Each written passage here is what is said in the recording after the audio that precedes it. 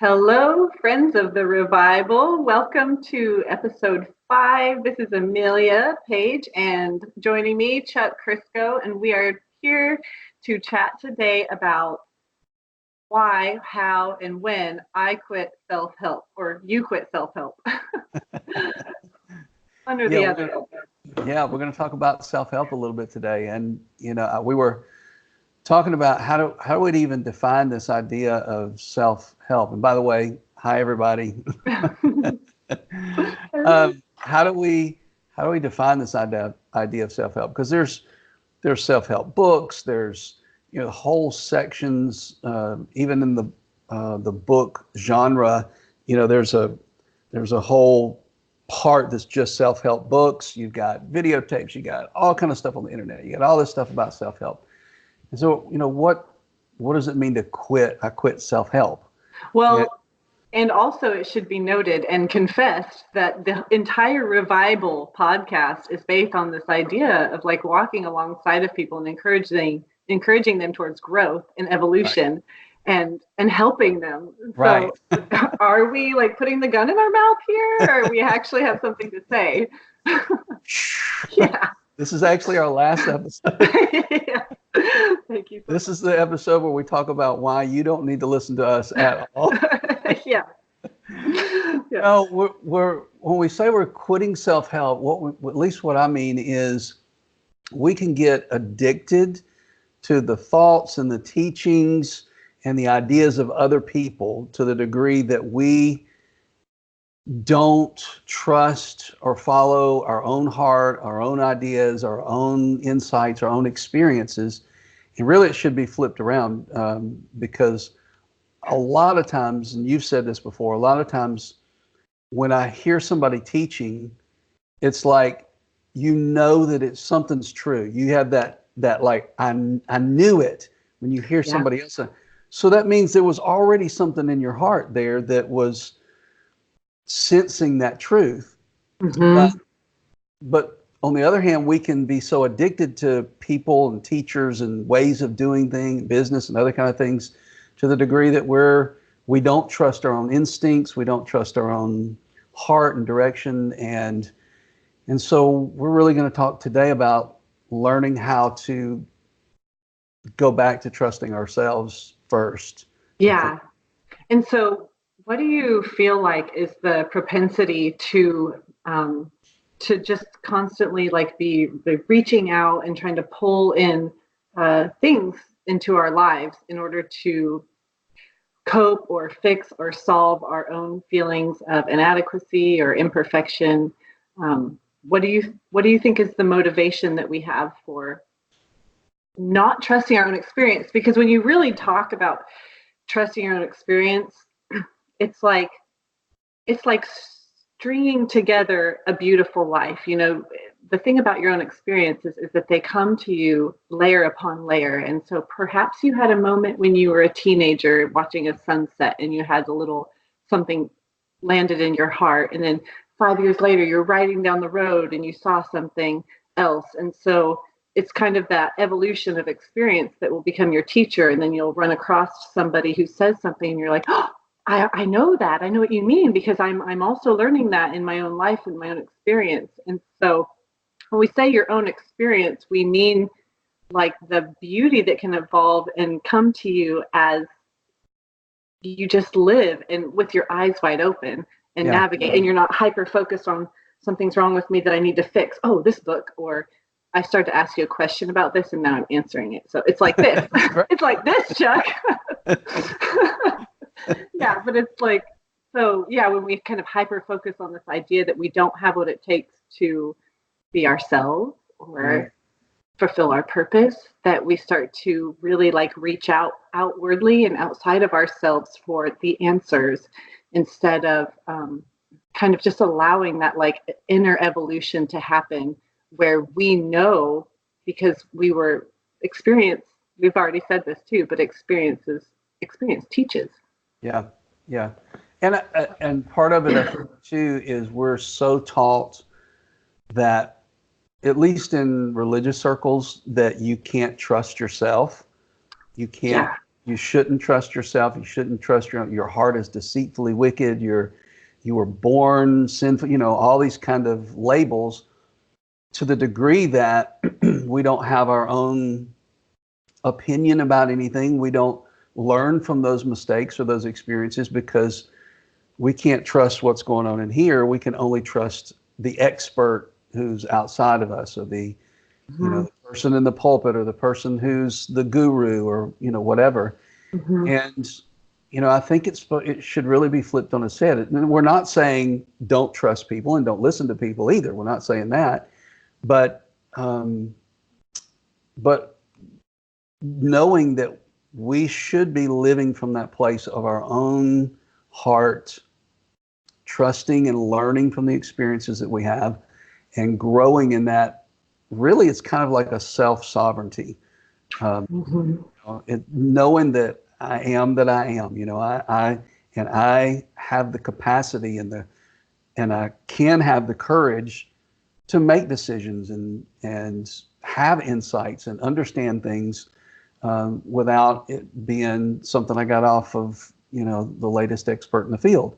Listen to the expert. But maybe you've done it 500 times and you actually know how to do it better than the expert, but you don't trust yourself, whether it's business or life and decisions and so forth. So sometimes, for instance, there's a verse in Matthew that says, "Be perfect even as our Father in heaven is perfect." So in Christianity, some people can misinterpret that and think, so their motivation becomes perfection. They've got to be perfect. And people outside of Christianity also have a perspective. Right. This is rampant.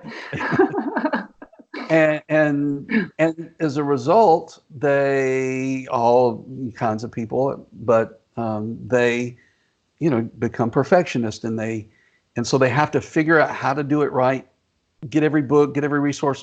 I have to do it right, because if I'm not right, then there's I'm in a bad place. They can emotionally handle not being right. Just as an aside, that verse in Matthew in the Sermon on the Mount actually means be complete or whole, even as your Father in heaven is whole. So that's a different way of approaching life, that I'm trying to be whole rather than I'm trying to be perfect. In the way, one way to perceive wholeness, like in the context is what we're talking about, is truly embodying and living and embracing your own experience. Like Amelia's unique human, divine motherhood, wife experience, like on this earth, and just expressing like my truest nature in these areas of my life.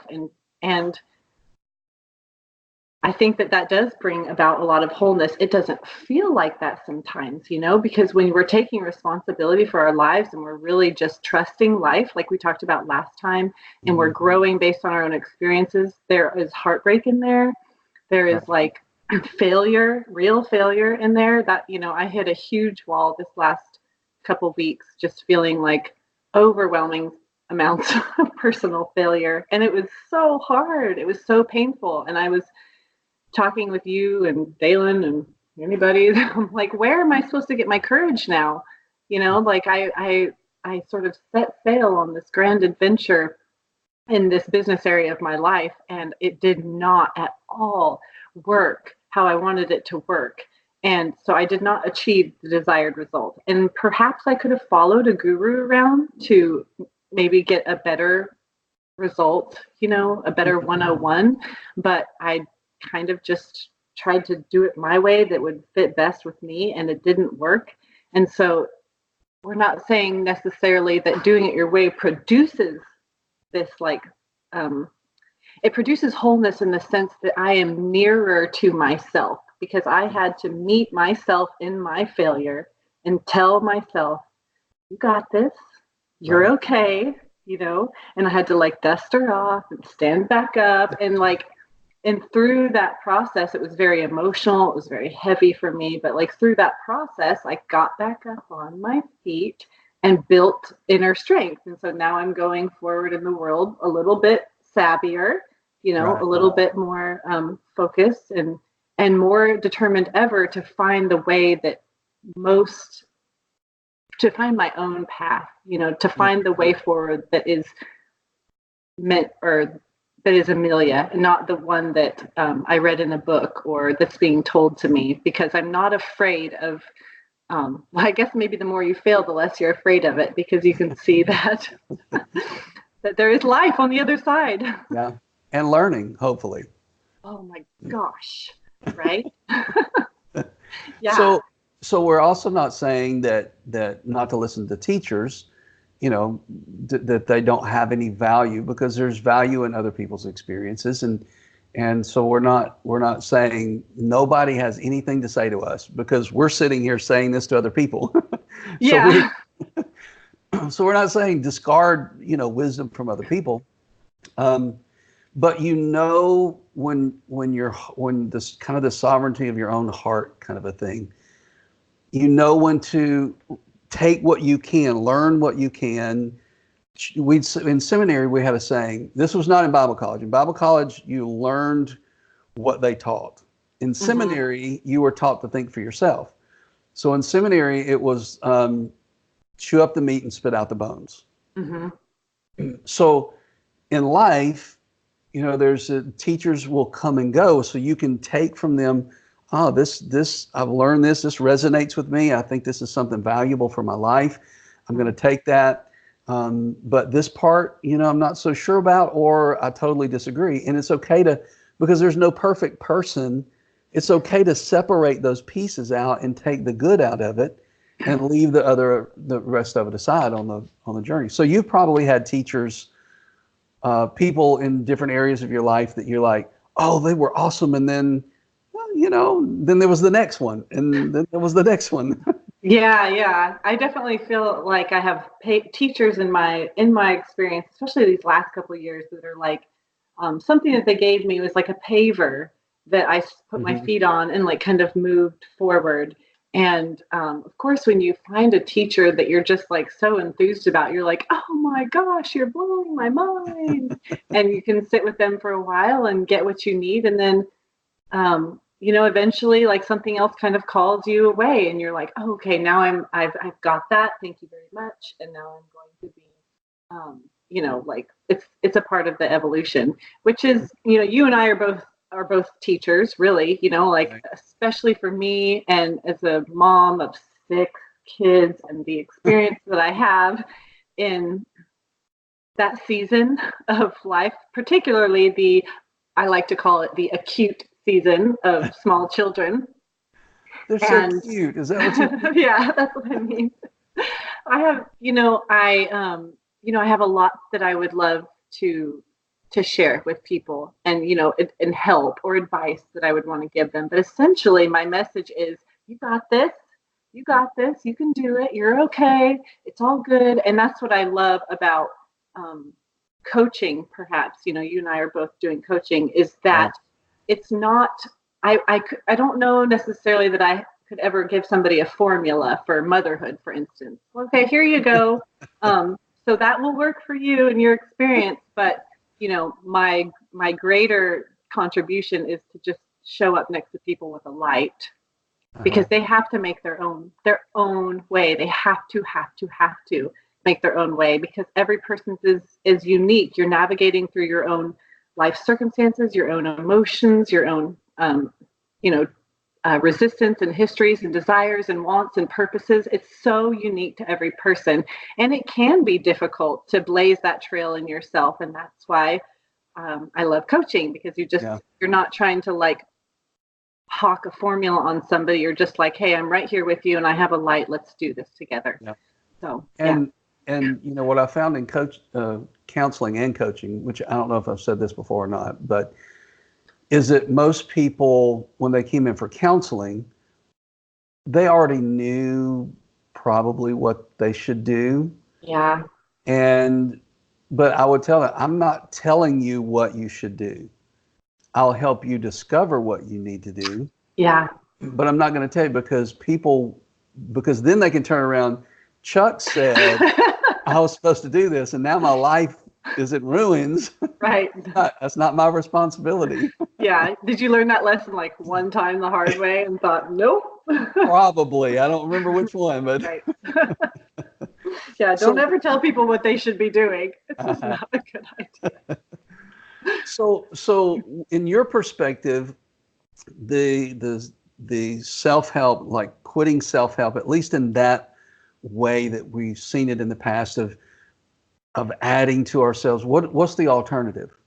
What's the healthy alternative? Because are we saying don't read, don't listen to anybody, don't grow, Oh, just yeah. so that's really not what we're saying.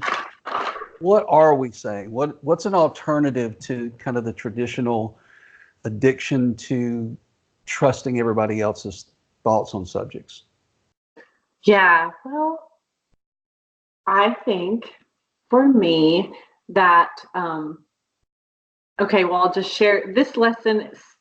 Really sticks out to me, and the way that I learned this was through actually like business and like purpose in my own life. So it wasn't something that came to me through my spiritual or religious experience necessarily, or my motherhood. It was like when I launched with Love Amelia, my YouTube channel, and kind of like, okay, I have all this content locked up inside of me and I'm just ready to love and share it with the world.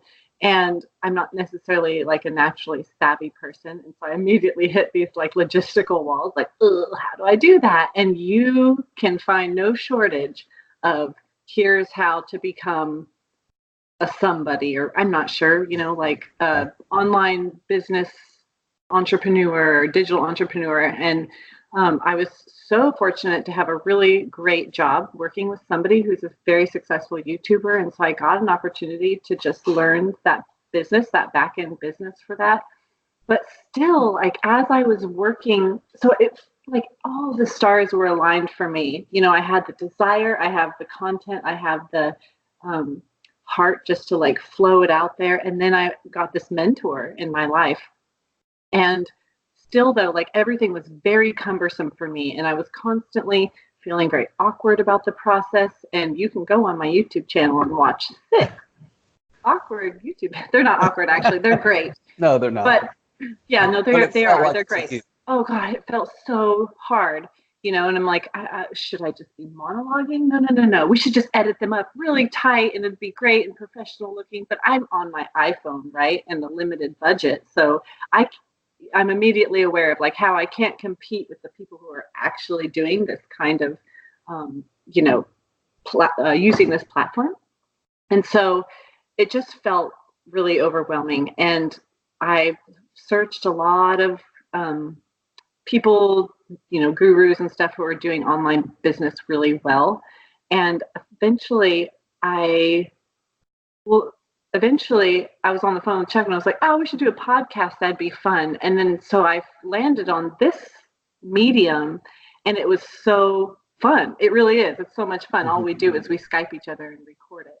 And It's like we get to like unlock all of the things that we spend all of our time thinking about, and we get to share it. But the point is, though, is that it was the difference between me kind of like letting go of what I felt like I should be doing in order to be successful with my light, and just trusting that what comes naturally to me and what flows and what works for me is the way forward. And so it wasn't about finding this great thing that clicked and worked for me that I learned from the outside. It was more like letting go of what I felt like I had to stop shitting on myself and just trust that the way forward was going to feel good. It was going to feel exciting, because that's how I feel about the things that are in my heart and that I want to share, and the books that I want to write, and the things I want to speak about and talk about. I feel very excited about that. And it was frustrating to be constantly being like, this is a great formula for success. And then it just made me, when I put it on, it just never fit. It felt cumbersome. It felt awkward. It felt like it kind of just sunk me backwards. Mm-hmm. So the difference that we're talking about in I Quit Self-Help is not constantly adding things to fix or solve what's in your heart, or maybe what you're struggling with, but looking inward and letting things go. I was talking to you one time on the phone, and I was saying how, like, oh, I don't even know what to post. I'm just feeling so, gray these days. I don't even know what I have to say anymore. And it feels so awkward. And, I'm constantly trying to, like, do more meditation, or like do more of all of these kinds of things in order to find my message. But really, it was like I just had to let go of what people thought about me. Those kinds of fears, like, that were really holding me back from just being my true self. Yeah. And most of nature, nature receives, I'm looking out the window at the lake outside, which is beautiful today. Yeah. And yes, that tree receives sunlight, that tree receives rain. There is healthy stuff that comes from the outside, but it grows out of its own DNA. It grows in itself, in the seed of itself, and becomes there's no difference between a sapling and a great big tree, except that it's just matured and grown up into the fullness of itself. Uh-huh. So in the same way with us, it's not that we need so much, I've got to add all these things to my life and everybody else's opinion in order to have my life together. It is learning how to let go of what's not us sometimes. Yes. This is not, I remember people who were, like, I can think of a particular person who became fairly well-known in preaching circles. But the way he did it was he literally preached his friends' sermons and took on his mannerisms and became an imitation of this other preacher. And so he got those results, but it was completely inauthentic to who he really was. Yeah. And so I think there's a huge value in us understanding there's nothing wrong with us. Yeah. And so the problem is that I'm trying to be other people, or I'm trying to do it the way other people, as an ultimatum, or an ultimate way, rather than allowing myself, letting go of the ideas about myself, thoughts about myself that are holding me back. I mean, that's really most of the resistance of our own life. It's like a tree that has, something wrapped around it that's choking off the life of the tree from its growth. That's foreign to us. It's outside of us. Yeah. If we just be ourselves and enjoy life and quit being so damn serious about everything. Yeah. Quit taking life so seriously. Let go of all the crap and everything everybody says about you, and you'll be fine. Oh, it sounds so much easier said than done. And another thing too is like the compulsion, and this is me, so I stand in confession, to not just accept what's imperfect in us, because we believe that when we accept it, then we will somehow just be bound to it. But the truth is like accepting yourself where you're at in your own process is really the key to allowing you to move through and to grow out of it. Mm-hmm. Instead of like being like, okay, I see that I'm very, very impatient person, and I yell at my kids, and then we just try to fix it. We read all the books, and we get all of the answers. Like, how can I stop feeling so frustrated? And this is my story, so it's very near, but like I hated that. I hated how triggered I would feel, or just internally simmering I would always feel, was particularly when my kids were young and I was under a lot of stress. And so I was always trying to get past it or get over it, but I couldn't just accept that this was my struggle and trust that life will work that out of me. It seems like life does have a plan to grow us and mature us, wouldn't you know, just like nature. But I felt like if I accepted that, then I would become that. And I did not want to become that at all. And so kind of just being like, oh yeah, this is something that I really struggle with, and sort of allowing yourself to sit with it, maybe even allows you to look more honestly at it, see what's going on underneath, will help you travel through the things that you don't maybe love or favor about yourself, rather than just sort of like constantly trying to erase it or make it go away or color over it with something else in your life, or like, using your charisma to hide it or whatever, because it will, like, life will work it out. Trust me. Trust me. It'll work it out, or it'll work it out of you, one way or the other. There will be no jot or tittle. It's not worked out. Yeah, for sure. And the example with your kids, and I'm not saying that you did this or would do this, but we can be trying to read a book on how to be a better parent rather than listening to our children and finding out why, what's going on in their lives, listening to their pain, realizing that their confusion is not a reflection on us, because there's nothing wrong with me except that I think there's something wrong with me. Yeah. And so, that's their drama is not a doesn't mean that I am not okay or there's something wrong with me or whatever. But if we just go to a book and just, we never tap into the answers that were right there out of relationship in the present moment, on how maybe not that very moment we know the answer, but at least we're living the experience in that moment and looking for answers with peace and love and without that being triggered about our identity and all this other kind of stuff. Yeah. And for me, this is a long road because I have 6 kids. And so there are a lot of dynamics at play. Like, I would actually really love to read a book and have a formula, because that would be like a one-off answer, but actually, tuning in to 6 different personalities and dynamics, and what do you need and what serves you best. I mean, this is the long game, Right. This is my life's work, as a matter of fact. And so,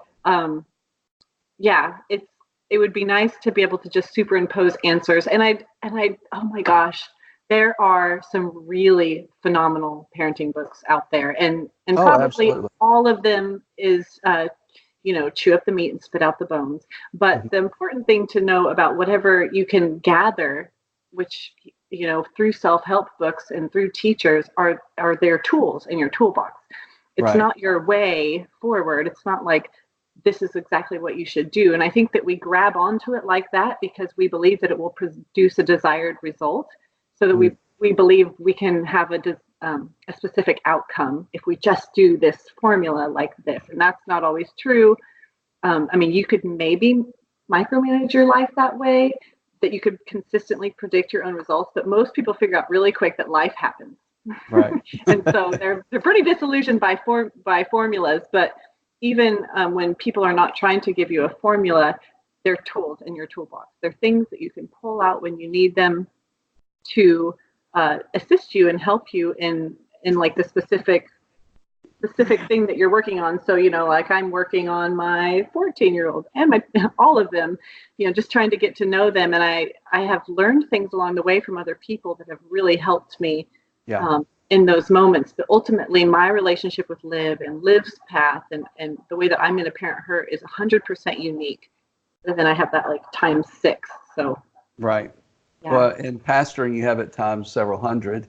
Right. So, back then, it was like and when there's several hundred people that you're trying to spiritually parent, at least in that mindset, it doesn't take too long before you realize either you have to be a controlling person and like lay down the law that everybody in your congregation has to be just like this, which happens a lot, or you have to learn to let go and know that you are not their God. You are in relationship. There's no form. It's like I was laughing a minute ago when you were talking because I remember when our first child was born and we went through the classes, I think they were Lamaze classes, whatever they're called. I don't know, and the breathing and turn on the music and, distraction, all these different things. But when we got in there, the formula was gone. Right.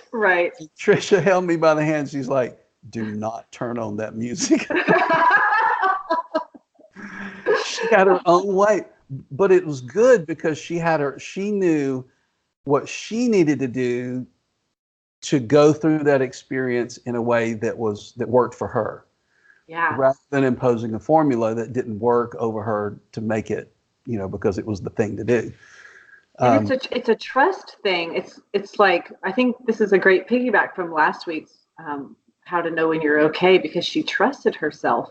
Yeah. And it's like we trust, we let go of this need to have a formula imposed on our life. Like, okay, I'm going to lose 100 pounds or devote myself to a healthy lifestyle. And then you put yourself in a box of a formula to teach you how to do it. And not listen to your body, not listen to your, the circumstances that you're facing, the fact that I'm broke, I can't afford that kind of food, even though I really want to. So yes. there went my formula, all those things that. Right. Yeah. Like, in order to probably go forward in your own, to be anchored in like what works best for me. And yeah, like, okay, so how can I do this? I can actually do it. You Right. have to let go of a certainty, a certain outcome. And there's a trust involved, but so far so good. Yeah. Yeah. And I'm thinking, the more we talk about this and the more I think through it, I think that, and this is just my opinion as a teacher, that you must listen to with complete, as I speak out of my authority. Mm-hmm. I think that sometimes we're just trying too hard about everything. We're trying to be a perfect mom. We're trying to be a perfect dad. We're trying to be the best, all these different things. And the best learning, because learning and growing and all that's a part of our own personal evolution, it happens organically. So do you read a book on how to be a parent? Maybe. But your best lessons are when you're parenting with your child, or you're in the business and you see the dynamics of what's going on. It's the experience at that moment where you can reach into yourself, be at peace in the present moment, and find answers that maybe nobody's ever even thought of before, because they were relying on some other expert or some other dogma to get there. So it's like life is a great teacher, like you said. And if we're looking, the improvement of our lives will happen by virtue of us just being ourselves and living in the moment, and let those moments teach us something as we go, rather than, and I got rid of, not because there was anything necessarily wrong with it, but I got rid of probably a couple of thousand books over the last couple of years. I literally had a couple of thousand books in my library. And I just got to the point, it's like, I'm so thankful for the good things that I've learned and read from all this, but I'm finding I learn a whole lot more just by sitting in front of somebody and listening to them, and let's have a conversation and let's figure out, a good way to approach something. So, what about how does dogma get in the way of true self-development, self-improvement in a healthy way? Yeah, major. Because you got dogma in listen, everybody, these are off the cuff. I hope people know that we do not plan this stuff. This is like so Amelia, how does dogma affect? And I'm just like, I have 5 minutes, please. Five-fold list. I know. Okay. So it's easy. The thing about all the questions, it's like, oh, that's actually kind of a big question. So I'm like immediately like whittling back to my own life and my own experience. So I can just I can only tell you what my experience is, right? Like, I can't offer answers to people like, well, let me tell you, it's like this. I'm like, well, there's this one time. And I think that, dogma will stand as a rude gatekeeper in front of self-development, because it tells you that you have to and that you should. And so it doesn't allow you to flow with yourself and like where you're at. You know, for instance, today, I finally got all the kids off to school. I have a couple days a week where I have a couple hours to myself. And so that's like my favorite thing in the whole entire world. It's being alone at home. And I've been, I was like, okay, I'll do my meditation and my yoga this morning. It's going to be super great. And then I just found like 30 ways to distract myself because I was procrastinating it. And I wasn't feeling it, you know, I just wasn't feeling it. And so I ended up just taking off my shoes and like kind of dancing around the living room to like work it out that way. I was like, yeah, this feels good. This is good. This is good, you know, and I ended up feeling lighter and more clear. And so if I had been like dogmatic about like you have to have yoga every single day or whatever, I would have really cut myself off from an opportunity to lighten my spirit in today's what today brings. You know, that was just how I felt today. And so I think that the you have to and the should is just the taskmaster of dogma, and it is so unhelpful because yeah, I agree. I was thinking earlier today, when it comes to dogma, you can't, like the illustration I had in my mind was, like if I try to change somebody else's dogma, like I can learn how,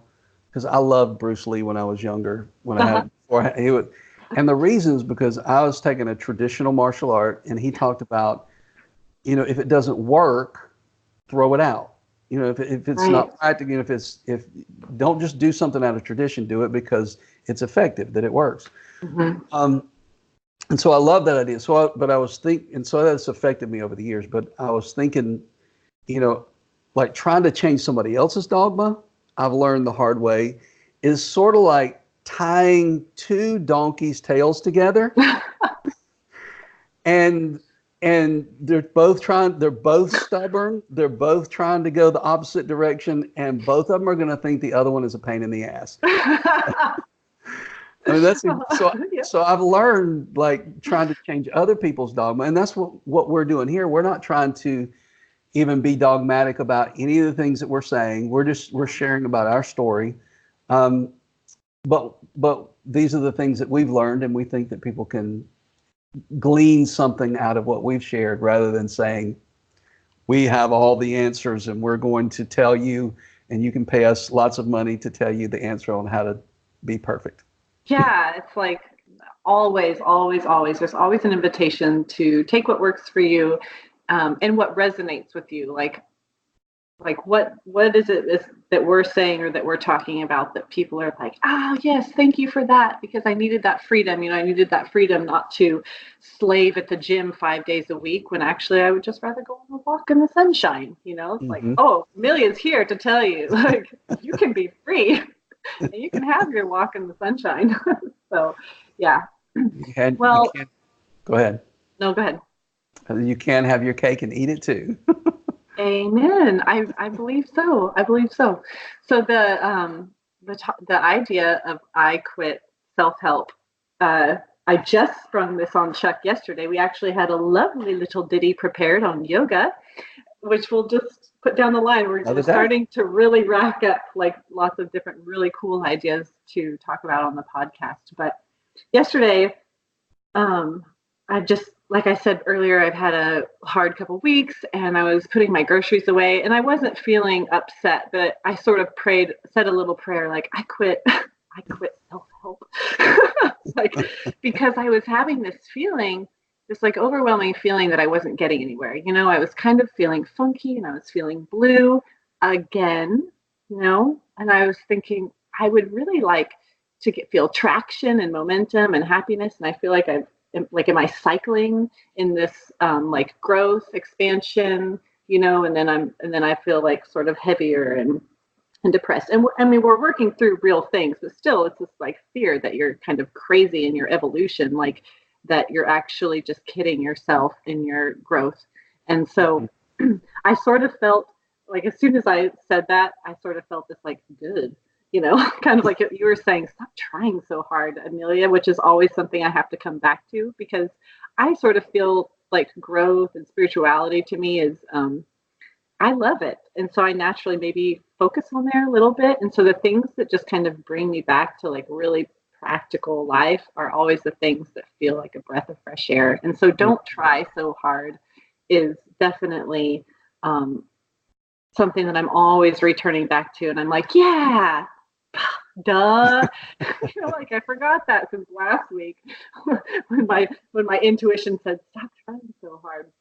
But I was kind of like, rearranging the fridge to make room for all these groceries. And I started to think about really, instead of, thinking about the stories in my head, I really started to think about like where I am, and particularly what my life is like and what my heart is like and how I'm feeling compared to like 18 months ago, and I could kind of see like, oh yeah, I remember how I used to feel that way. I remember how I used to struggle with that thing. I remember how I used to not even know that this part of life existed. And I kind of worked my way forward to sort of show myself that I am getting somewhere. And that was like, I just felt that message come through my spirit, like, you're getting somewhere. And I sat down in front of the fridge and cried for a minute because I was like, oh, good. Like, yeah, I am. I'm not just, constantly like, it feels like success, 2 steps forward, 3 steps back, 1 step forward, right. 2 steps back. Sometimes it feels like that when life comes and smacks you. You think you're doing super good, and then you just get totally knocked off your high horse, and you can be like, it's all bullshit. Never mind. Go home. Everybody go home. Forget about it. But in my moment in front of the fridge, and kind of walking myself back through some of the like actual growth, the actual things in my life that have improved, and how much freer and more alive and more myself, which is really the thing I'm happiest about. Like, I just feel so me, and I love it. And so for me, for you, for anybody out there, I just want to send love and encouragement that you are getting somewhere, and you can trust the process. You don't have to be like, oh, I don't know what I'm doing, and then just go take everybody else's word for it. Yeah. You can trust the process that life is taking you through. And isn't that the way evolution of our own lives really works? It's not like this straight line. It's kind of like a graph for Forex and trade. It's there's a pullback, and then it goes up, and there's another pullback, and that's how life really is. And if you understand that that's okay, and you can trust. You can get wisdom from other people. I want to encourage people. You can trust your own growth in your own heart. Learn, listen to other people, make decisions that are with wise counsel, all that kind of stuff. That's great. But ultimately, there's more to people than they realize, and they can trust their own heart to make decisions and improve their own life. They can listen, they can be present in the moment and find solutions that, like we said earlier, like maybe nobody's ever thought of it like that before, because you in the moment listen to your heart, to your spirit, to the circumstance, and you're like, oh, well, I am okay, or I have made progress, or, I can do this way. And if these people don't like it, it's going to be okay. I'm still going to move forward because I can trust this and make progress. And so, yeah. And it does. It feels like busting, like it feels like growth. Have you ever seen those time-lapse videos where there's like a little seedling that's like going up through the dirt? And I'm like, oh, I know the feeling, man.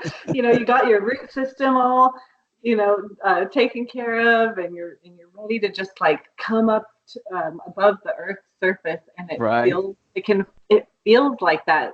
I love that we talk about all the things that we talk about, because I feel like they're so true in my own experience, and a lot of what I talk about with other people. But I always want to just give a shout out that it doesn't always, you can trust yourself and you can walk forward, but it doesn't necessarily always feel like you may make a wrong decision, and it doesn't mean that you're not qualified to like rule over your own life and heart. Yeah, like Yeah. You are still on target. Right. That's part of the learning. That's part of knowing your own life and your own heart and your own personality and your own body and your own world and what works for you. And is you are going to make some really dumb decisions. I make dumb decisions. Yeah. Yeah. But hopefully I don't make the same ones I did when I was 15, you know? Yeah. So Which is, that doesn't mean I don't, but yeah. Well, I think that, you know, you will make dumb decisions. It's a part of it. And, you know, especially when it comes to, I keep trying to wrap it up and I'm like, oh, wait, one more thing. But especially, okay, this will be, we're really closing this is the third conclusion. You will make mistakes. Third conclusion. And I think that to a degree, a lot of people can relate to this feeling of super caring what their community and their family and the people around them think of them. And when you're trying to expand and change, sometimes it can rock that boat or it just makes things could feel awkward or uncertain. And then people may be like, I know that there's people I felt like they supported me, but once I started kind of like moving forward a little, they kind of dropped back and observed. Like, well, let's see how this goes for you. And I'm just like, where'd you go? I thought you were like by my side. And so it's good though, because it does sort of, you want people in your life who are there regardless of the mistakes. And so, you know, it's all part of the growth. Coming into yourself and then just being confident that you're on your right path and letting it go, letting the people go and the opinions go. And a lot of that is actually people aren't thinking about you, right? Right. So anyways, all right, for another time. But thank you. That was so fun. Thank you, Amelia. We will pick this up. So if people want information or suggestions about how, you know, what topics we should do and things like that, they can in our Facebook group, Twitter, is that right? And the email address is the ReVIBal. The ReVIBal at gmail.com. Yeah. It's an email. Facebook or Gmail right now is the very best way to get in touch with us. And we are expanding our tentacles in the digital platform for sure. But in time, friends, in time. So for now, just Gmail or Facebook would be excellent. We'd love to hear from you guys and our listeners. Whoever's with us 5 episodes in, just shout out, high five. Yay! So, all right. Till next week. Thank you. Thank you. Bye-bye. Bye.